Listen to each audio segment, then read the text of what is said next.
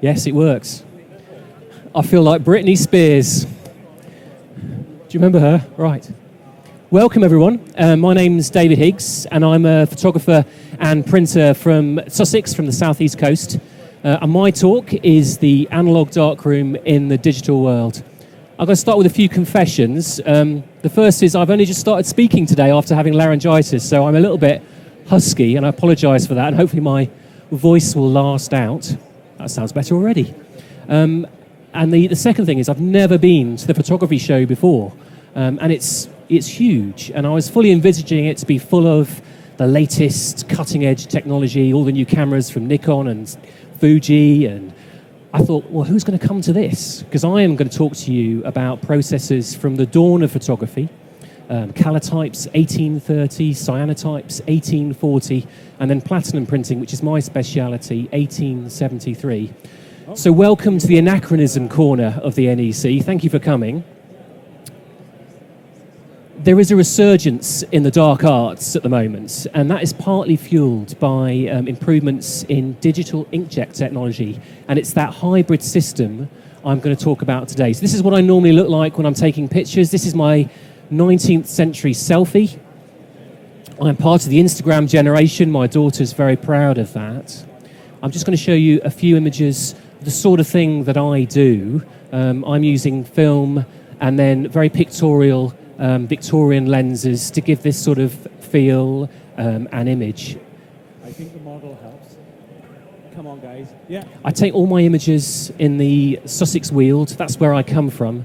It's a large area of pretty impenetrable ancient woodlands that still exist in what is quite a relatively urbanised area of the southeast of England. And I spent most of my time in woods with very muddy clay feet. We're very lucky in the UK to have such a variety of landscape in such a small area. I used to live and work in Australia, which is a really beautiful country, but you can drive for 1,000 miles and the view out of your window doesn't change very much. So I make these images very close to home, normally just a few miles from home, and then I take them into my darkroom and I make platinum prints in there, as well as some of the other alternative processes, but we're mainly going to talk about platinum prints. So this is me again. The camera is from 1949, the lens is from 1849, and the photographer's from 1972. I'll save you the maths, I'm 44, but that's important because middle-aged men and women and photographers have experienced a radical change in photography over the last sort of 20 or 30 years. I started in the late 70s, early 80s, as a kid in a darkroom, 35mm black and white film. In the 90s, I was a dive master and I was shooting colour, Velvia and Provia. I was actually scanning it back in the mid-90s and sending it on zip drives. Do you remember zip drives? Sending that around the world, and then it was being drum scanned and it was going on to travel brochures and holiday magazines and lifestyle magazines starting and front covers of Diver, Dive International, those sort of things. But I haven't just got this kit. I've also got one of these.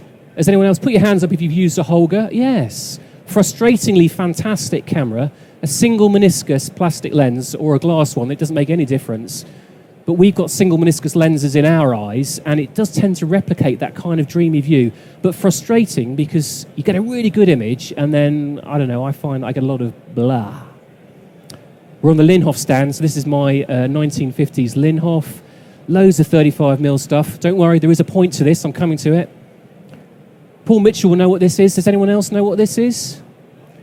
It's a pinhole camera, but not only in that, it's a Marks and Spencer's pinhole camera, everyone.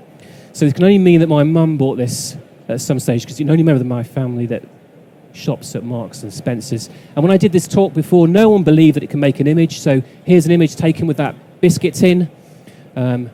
It's a lightning strike on an oak tree, or it could be a 7-hour exposure of the sun. I was Googling this morning how many people have got smartphones, and it's over 500 million people who've got smartphones, and you can take an image and upload it straight to the net straight away. And last year I succumbed and bought a digital camera. And the only problem is if you've got one digital camera, you need to use a mirror to take a picture of a digital camera.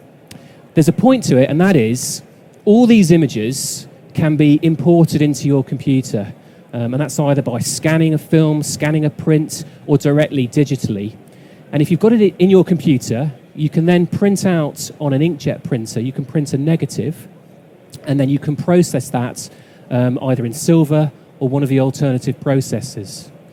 Now, I've done this talk before, and at the end, someone came up to me and said, "Oh, David, that was a great talk. What's a contact print?"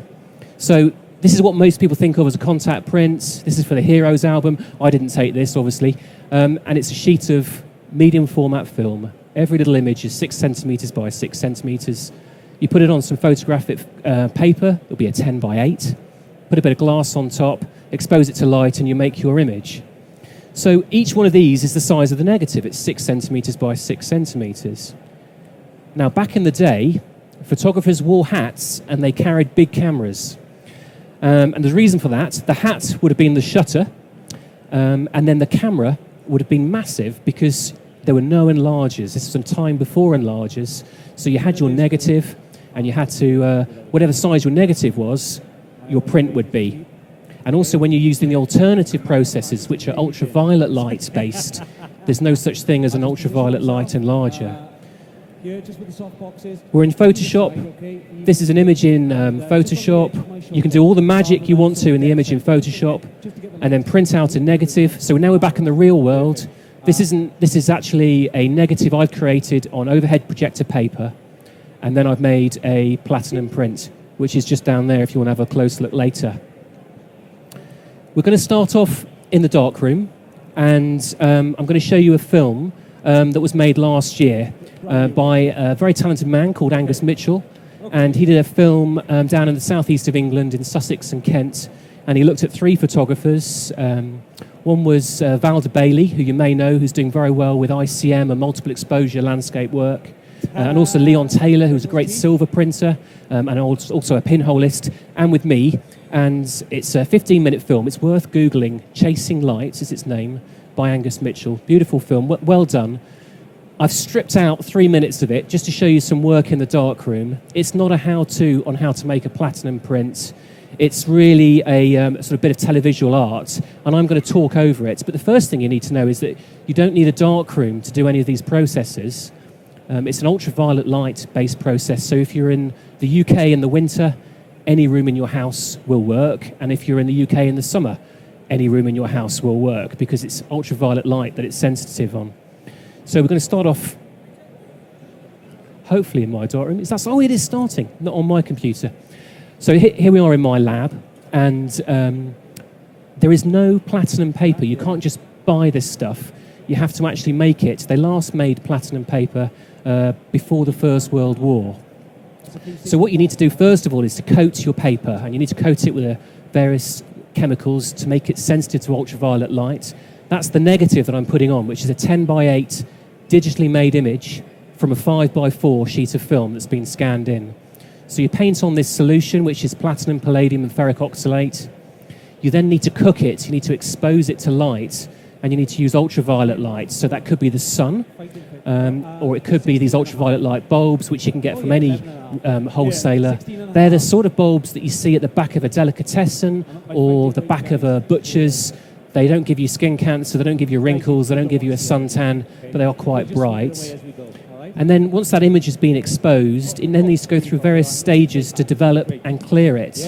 I'm using a mask because I tend to use potassium oxalate, which gives a very warm tone, but it's a respiratory irritant as well as being an anticoagulant. And these images that you can see up here, they were made with potassium oxalate, which gives that characteristic warm tone.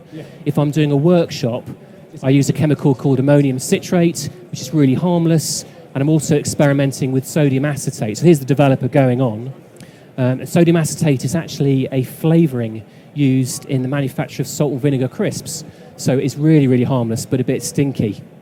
So once you've developed the image, it then has to go through a stage of clearing. And what you're doing there is removing the areas of the image that haven't been exposed to ultraviolet light. They still have a yellow stain on, which is iron-based. And so you need to collate the image. You need to remove that iron.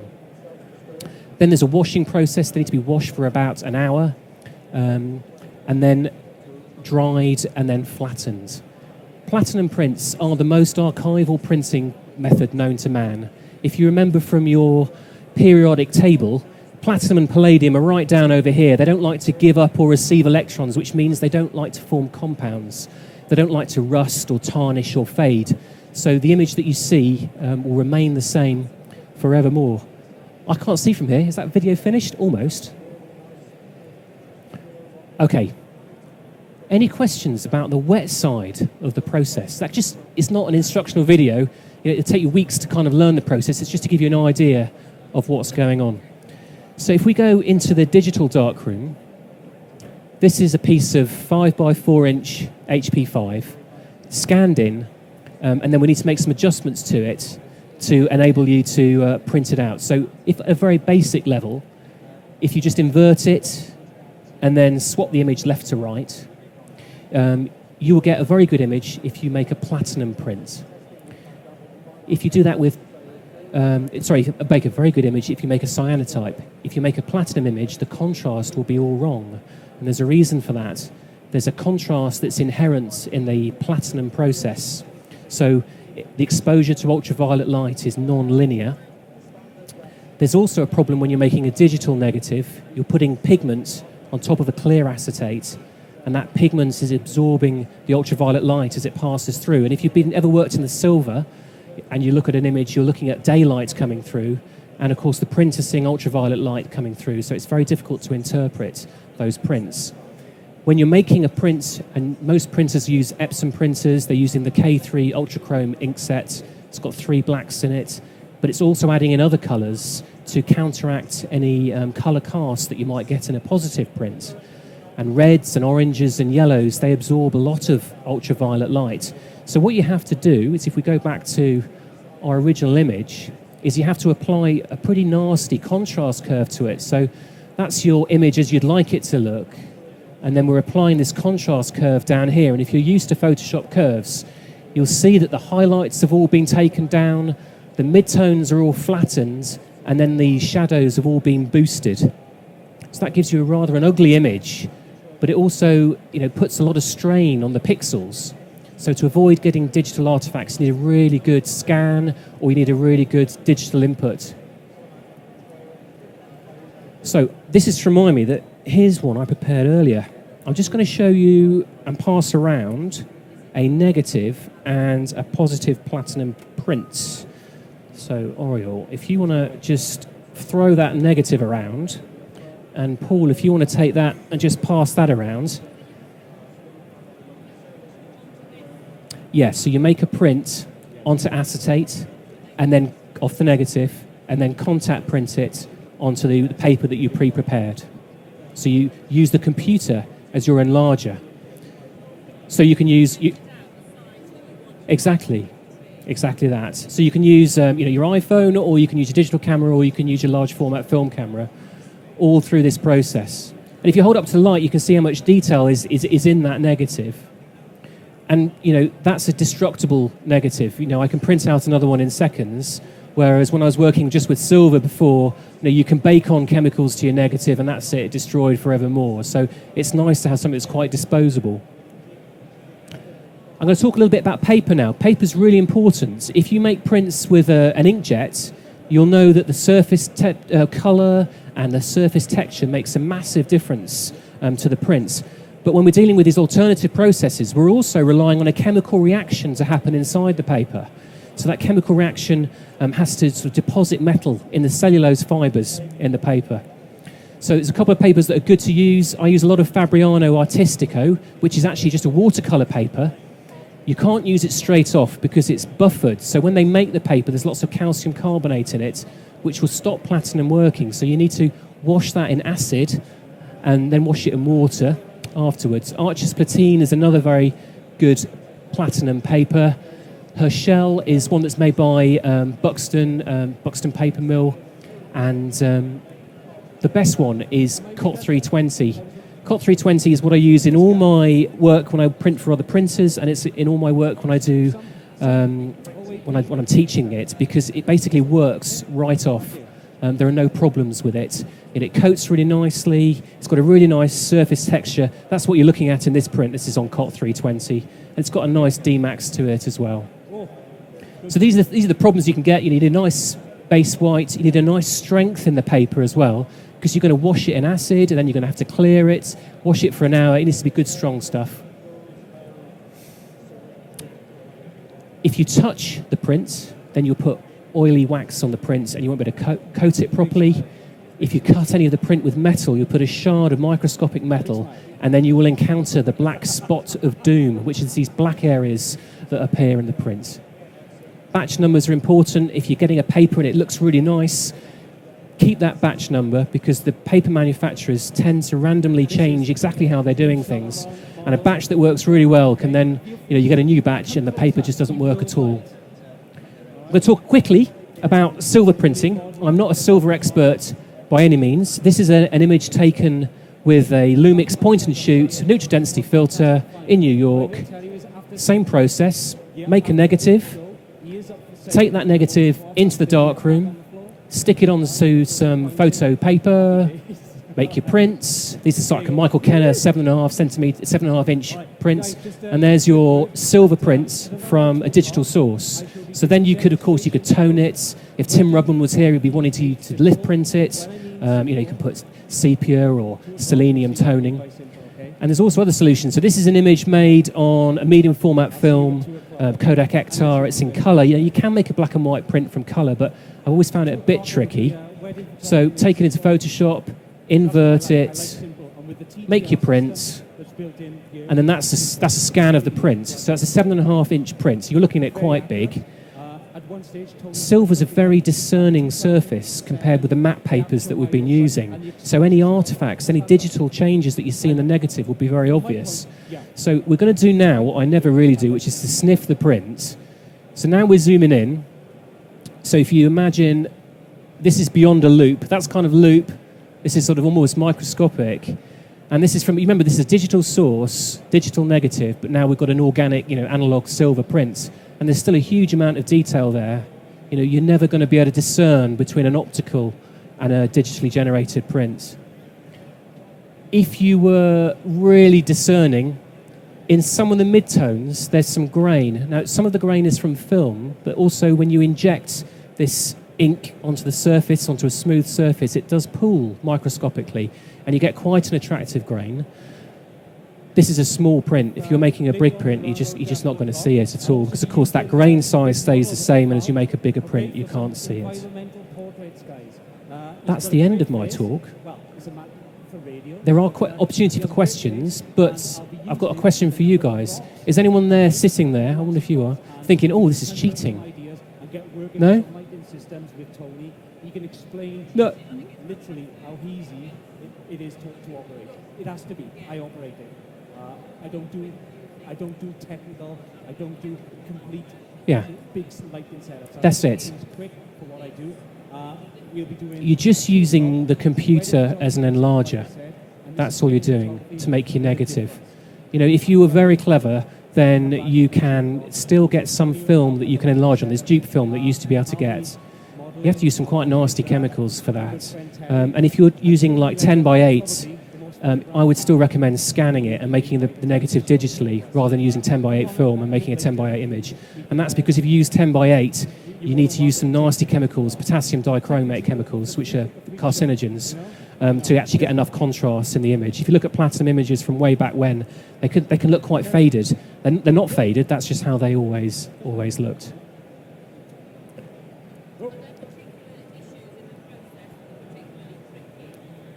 Are there any the most tricky thing is the digital negative, and is getting experience in being able to change in Photoshop curves, because it's an extremely powerful tool. And really the process in the darkroom should be pretty standardized. It's always a 4-minute exposure, it's always the same developer, it's quite standardized procedures, which makes it very easy and consistent. But it's really changed. The Photoshop is extremely sensitive. When you change those curves, you're making really quite big adjustments to the contrast in the prints themselves. Yes.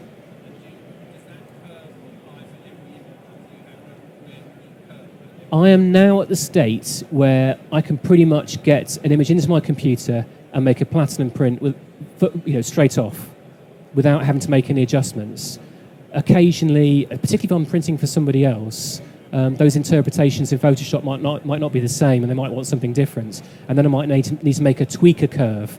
So I'm still applying the normal curve, but they might say, oh, I want a bit more contrasty, and that's just an initial curve. So you get your image, contrast, and then put your platinum curve on it. There's a different curve for platinum, different curve for cyanotype, different curve for argyrotypes. They're all different because they all have a different inbuilt contrast in their response to ultraviolet. Anything since? Okay. I would love to. Do you do wet? I would love to be able to do that. Let me tell you something. If you're a top model, you've got to be on your game all the time. That is not on your game. Yeah? What are you doing? That's not on your game. There's the lens. You're too busy getting okay. So when I do a workshop, it's 2 days in the darkroom, and it's about 2 years in Photoshop. The digital negative's the really hard bit, and I would suggest that you look at Dan Burkholder. He does an ebook. I should do this, shouldn't I? I should do an ebook. He does an ebook on how to do it using an Epson printer, and he gives you a curve which is pretty good. So that's easy. I think it's $17 or something. And then there's a book by Ron Reeder. Reeder. I should really write a book, shouldn't I? Yeah, that'll be good. He does some really good stuff as well, and he talks about silver printing, and it's more general. Whereas Dan Burkholder, he gives you the Photoshop file. It gives you really easy. You just drag your picture into the right place and press go, which is a good starting point. It won't be what you want, but it'll be very close. Yeah, unfortunately, when I started, that didn't happen. I mean, I actually started making digital negatives in the 90s. And trying to print silver, and was very disappointed with the results I got. But the inkjet technology has improved so much that you've got so much flexibility, and it's a wonderful world to open. As soon as you realise that you don't need to carry a big, large format camera, although I do, but you can use any source to make these images. It's wonderful to open up that opportunity. It's great fun. You get your hands dirty, and when you're doing the silver printing, I still had to burn in that sky a bit, so I was still waving the hands around, which is good fun. You did what I would do in the situation. That's pop the lenses on his glasses. Pop them out. Oh yeah. Yes. Yes, so that's right. Yeah, so if you look at the negative, it's not transparent, is it? No. It's got a base fog, is what you'd say in the old silver days, hasn't it? It doesn't matter because you're printing through that. So you need to print through to get black. That's as much exposure time as you need, and you need to have enough ink to protect it to get white. And so it doesn't matter. It doesn't make a difference. That's Pictorio, OHP. And if you look up, is it Pictorio or Pictorico? Pictorico. And if you go to pictorico.eu, that's the easiest way to get it. Because we're still members of the EU, thank goodness. And it's no VAT.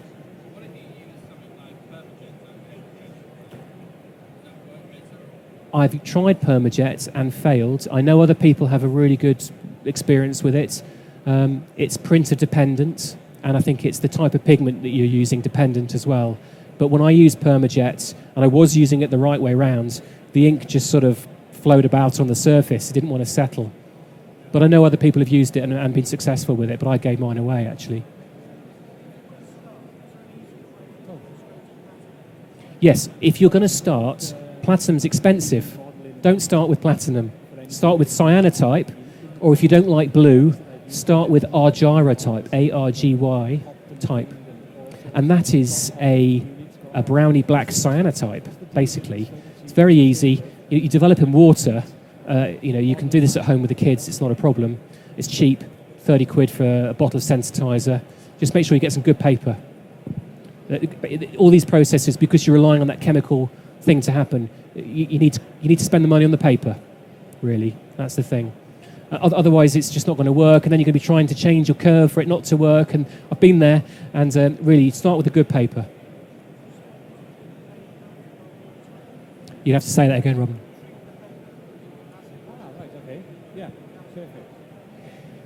For argyrotypes, Minimal. the best paper to use that I found is to actually get Hanamuli's Photorag 308, which is an inkjet paper.